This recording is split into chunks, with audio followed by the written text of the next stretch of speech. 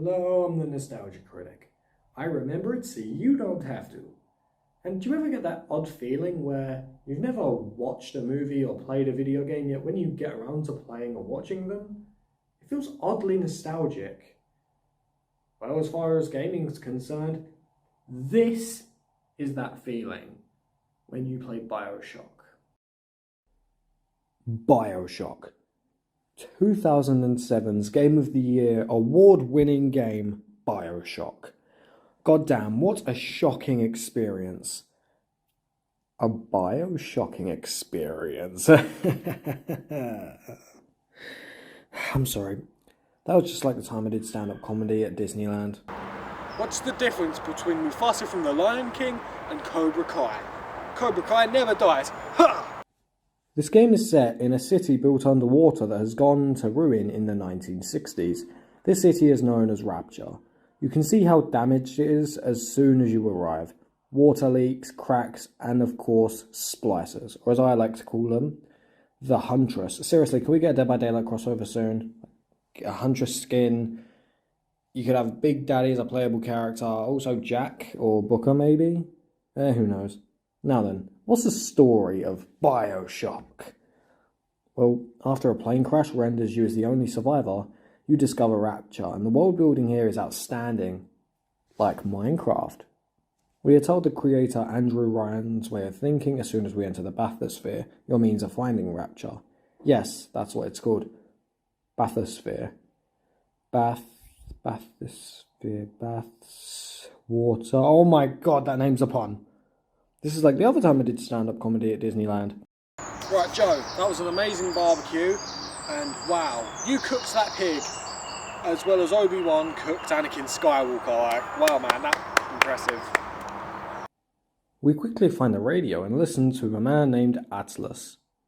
Like the book? That's the dumbest I've ever heard. He's the guy to teach us about Rapture, the enemies, and ooh, a syringe, I should probably jab myself with it. Steady now. You're being rewritten. Whoops. When we wake up, we can now use our left hand to shoot electricity. This is because of what we injected into ourselves, known as a plasmid. Plasmids do, however, give you special hand-based superpowers, for example, electricity. Electricity gives you the ability to shock special door control locks to unlock them and stun robots and people. If you do the latter, hitting an enemy while shocked bags so much extra damage, especially with a wrench. A wrench. As a melee weapon, like Ratchet and Clank, can I play Rift Apart instead? Or Dead by Daylight? I'm great at Dead by Daylight.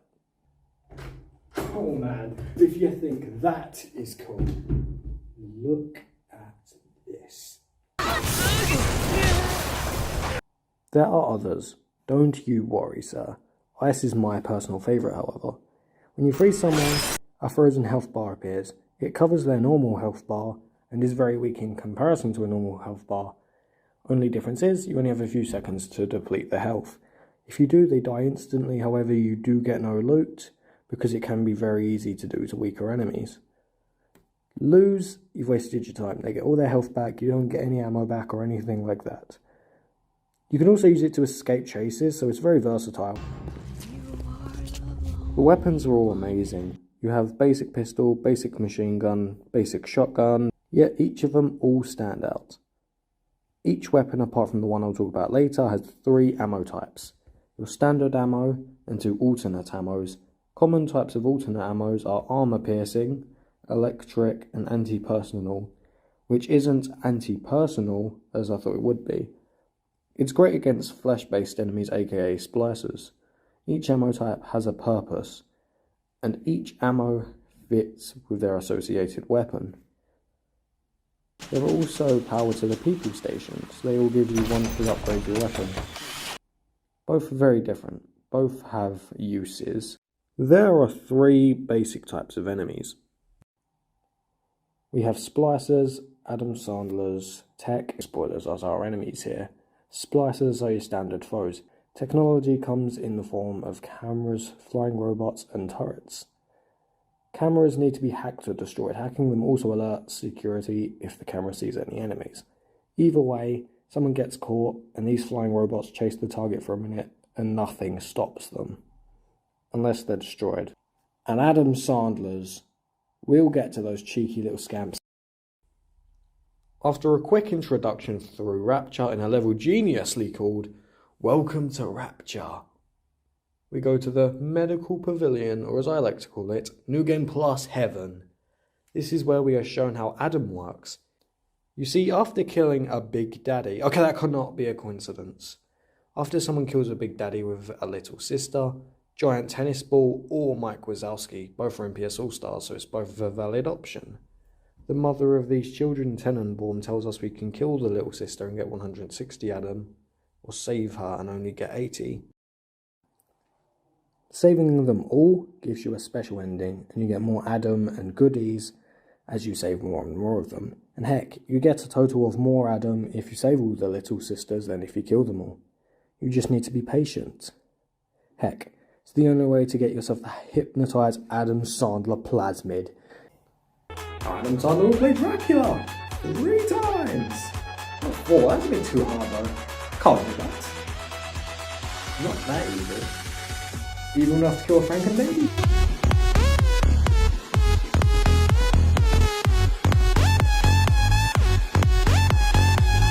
Plus, you killed a child. Amazing. Mission complete. That right there is why you're the best, boss. The one and only. After that, we head to Fontaine Fisheries. Its name comes from a mysterious, corrupt man named, that's right, Fisheries. Because Fontaine sounds like a fountain. I love the way they present Frank here. They don't go on a massive rant and song number about how you shouldn't talk about Fontaine, he's this massive bad guy, let's all look down on him.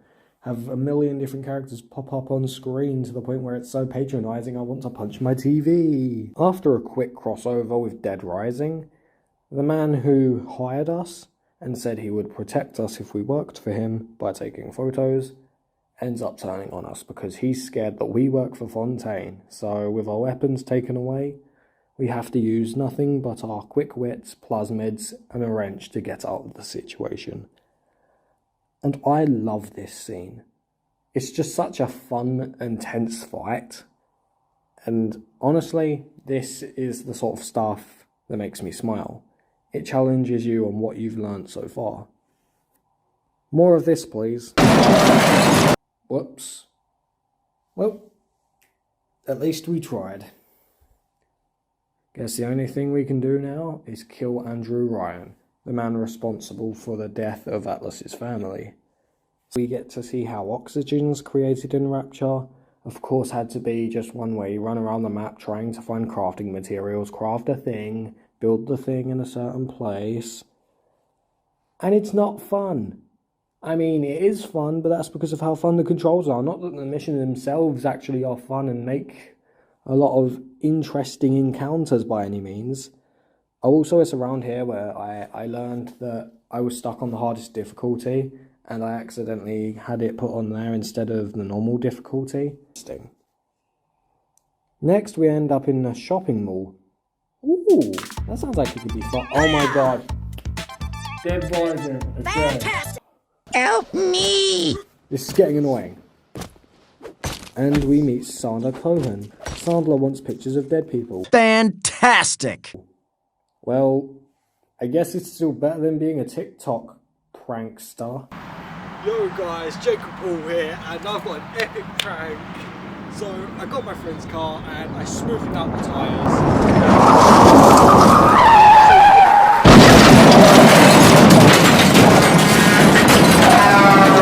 Oh, and this mall level 2, man, is so cool.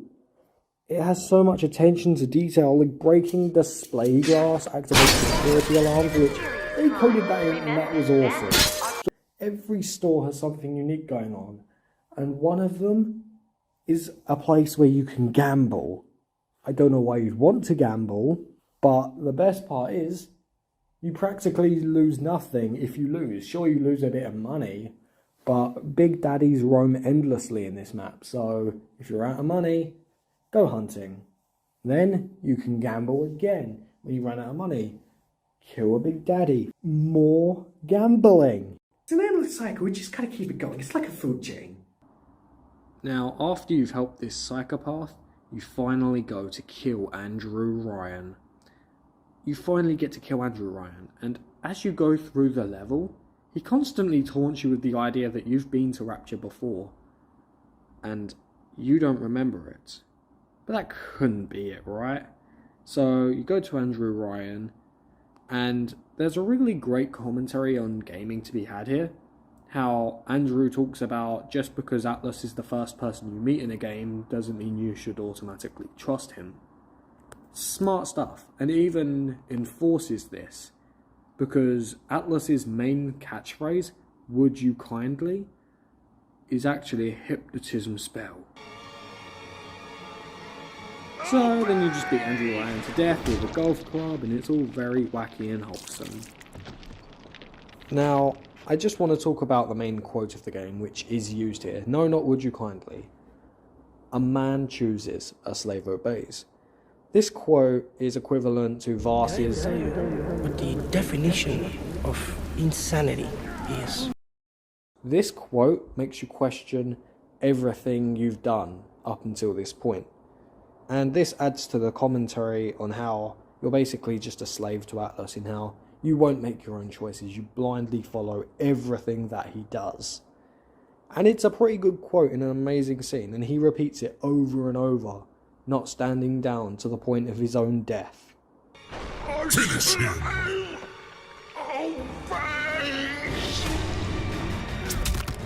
Cut! Reset! Deadly uppercut, take two. Action! Cut! Who hired this guy? What the fuck? Deadly uppercut, take 19. Fatality. Johnny Cage wins. Then, Bioshock turns into a Kirby game apparently, because our friend that we've been trusting the entire time is evil.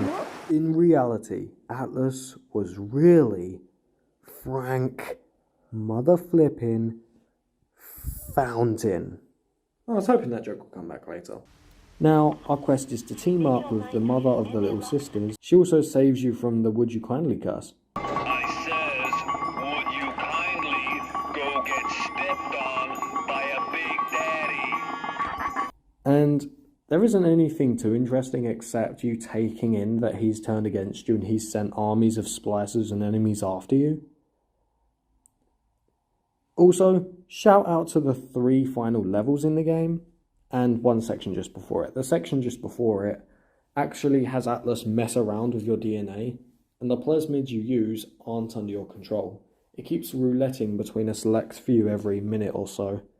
And it would have been way cooler if it was actually randomly generated, with it being a different set of curses every time, or there isn't even a set or a pattern.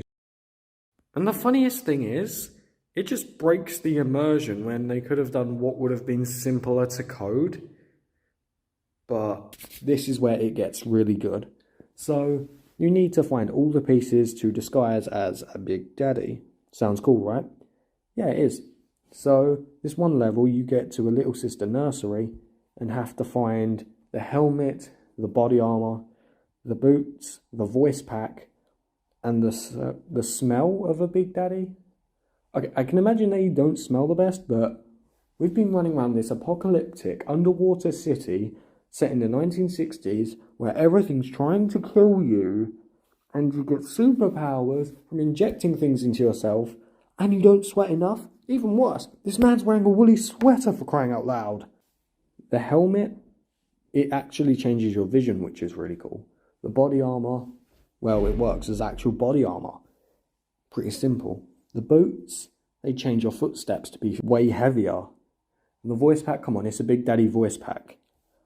These details just bring so much more life into the game. They make the mission feel more impactful, and it really makes you feel like a Big Daddy. They should base an entire sequel off of this. We can now spawn in our own little sister and let her run around and harvest Adam on enemies. This is really cool because while the gameplay may be slower, it's a really nice detail that I think the game needed. It would have made so much sense. Again, a sequel where we could play as a Big Daddy would be kind of cool. Luckily enough for us, at the end of the first section, if you're smart like me, because of how slowly the little sisters move, You can run all the way to the end of the second section and kill the Big Daddy waiting to give you a good old jump scare, because if you don't, you're gonna pay. So you might as well kill him before the little sister gets there. And you know what? At the end of this level, we don't even get the Adam back. You know, all that Adam we spent hard to work on. Like, sure, it has its stealth attribute and it doesn't look weird if we do harvest the Adam. But what's the point then? Wouldn't it be better for us to have it so we can take down Fontaine ourselves with all the Adam we can get? I mean, it even gives us all the different vending machines we've seen across the game and all the machines that let us change our plasmids, buy new ones, and get anything we could possibly need for a final boss. I don't know, I mean, it's not a big deal, I guess, but it is kind of annoying. Here we are, ready to fight Frank West, because apparently I keep booting up Dead Rising, god damn it! And this arena that we go to is so cool, not only because of the elevator that leads us up to it, and we feel like this is our moment to shine, but just the arena and the way everything's laid out is just so damn cool. This boss is perfection. The goal of Frank Fontaine's boss battle is to drain the Adam from his body. Frank uses different plasmids for each of his 3 phases. He also uses many different mechanics that you have learned in the game, but they turn it to 10 degrees because the water's starting to go warm in the sun. This is what a boss should be. Tough, utilises the knowledge you've picked up throughout the game, and my god, does it make you feel powerful. And oh look, the footage cut off just as the final cutscene started. That's funny. Okay, the good one, you leave and help the little sisters up to the land. It shows you spend your life as a hero, and you see yourself die old. Wholesome. But why didn't they get rid of the chain tattoo to signify he broke free? Because the chain tattoo symbolises that he was trapped in Rapture. He could never truly leave. And his whole life, he was trapped to it. He could never fully escape Rapture until he fought Fontaine. But killing Fontaine proved we escaped forever, yet they didn't get rid of the tattoo. At least break it a little. Oh well. Neutral ending. Okay, this is where things start to get annoying. So you can also get a bad ending if you kill every single little sister. But for some reason, the neutral ending and the bad ending are literally the same, apart from the fact that the bad ending has a different tone of voice from Tenenbaum as our narrator. That has to be so lazy. Like, just look at Oddworld. They have a good ending and a bad ending. No neutral. They could have done something like that at least, depending on how many little sisters you save, just as a whole. Even could have been every single one if you really wanted to go with that route.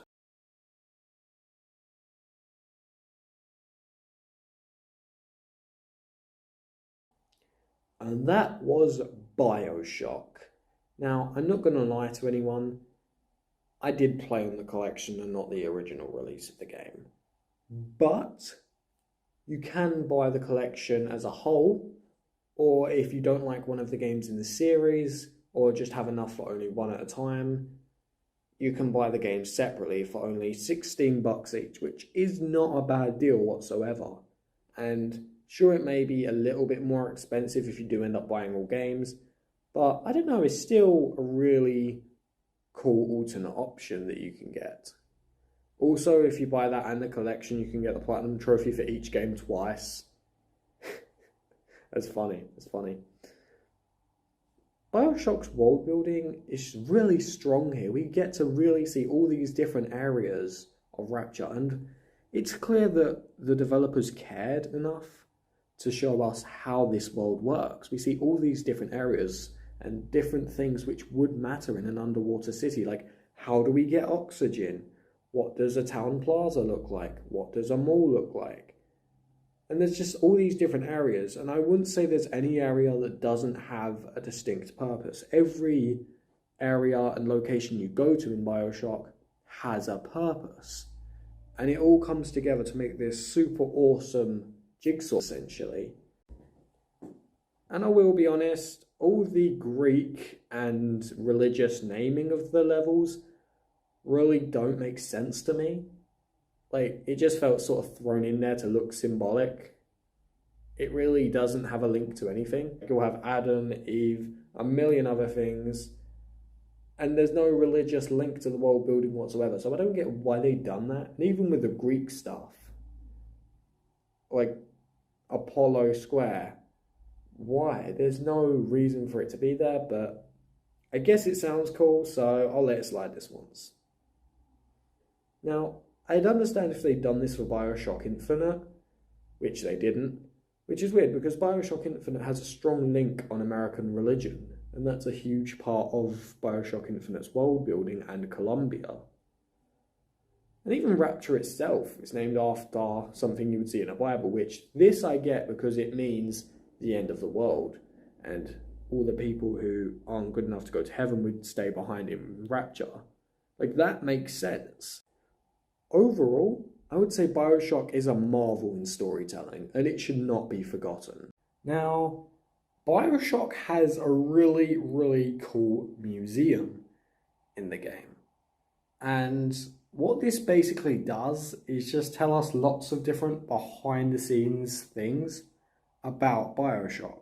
It also has the directors comparing literally everything to Scooby-Doo. Sound fun? Wait, Evil Morty's not a pirate? I bet you're thinking, is Bioshock as good as Octodad?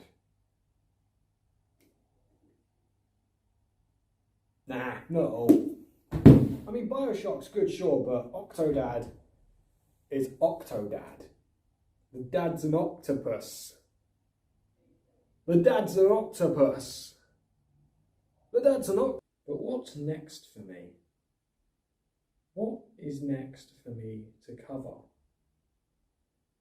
Well, what do I want to play now?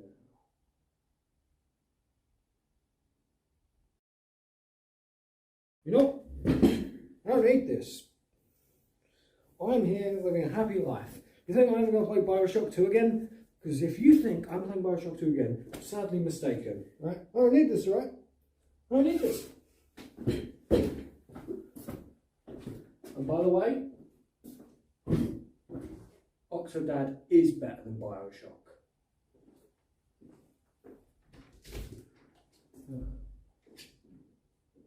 You scared?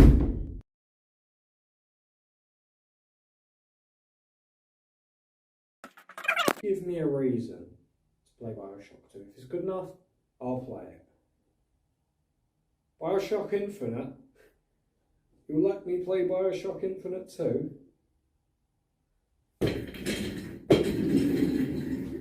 Bioshock Infinite ain't good enough for that. I mean, it's alright. It's an alright game, but not worth playing Bioshock 2 again. And you know what? The very thought you would make me play that again is hurtful. You know? No. I ain't playing no sequel. In fact, you know what I'm going to do? I'm going to play Octodad again. Yeah, how'd you like that? Yeah, I'll show you what real video games are like. Wow.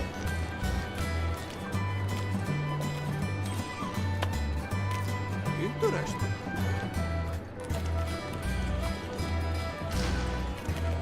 Such movement.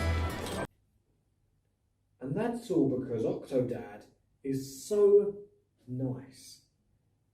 It's like two people holding a door open for each other. Oh, you go first. No, you can go first. Oh, you can go. Are you sure? I want you to go. That's okay, friend. We've got like an hour. I don't care if you got an hour. I want you to go You go, first. you go, it's fine. Come on, go first. You go, it's fine. Go. More than Bioshock 2 could do. Bioshock 2 probably doesn't even know how to open the door. I'll show you how it's done, Bioshock 2. But my right hand is a drill. Oh, thanks for that. I've been struggling for nearly a decade now.